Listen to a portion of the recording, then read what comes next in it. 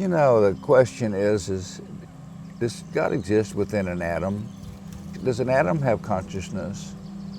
Nature's conscious. There are no mistakes in the universe. The universe is too complex in order for there to be mistakes. Nature's in balance and purposeful. Yeah. Yeah. It doesn't have an opinion. It just is. Yes. It just is. We are part of nature. Our psychology is part of nature. Human beings are part of nature, the same as this crepe myrtle. God is nature.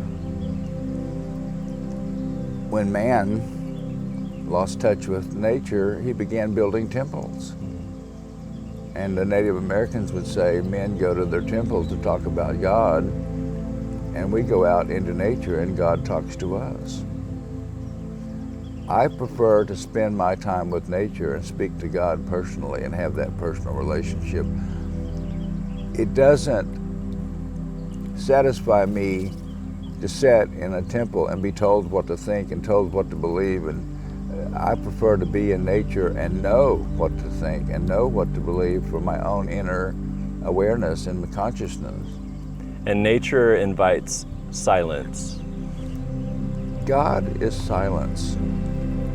And being in nature, sitting in silence, reinforces your connection with the divine.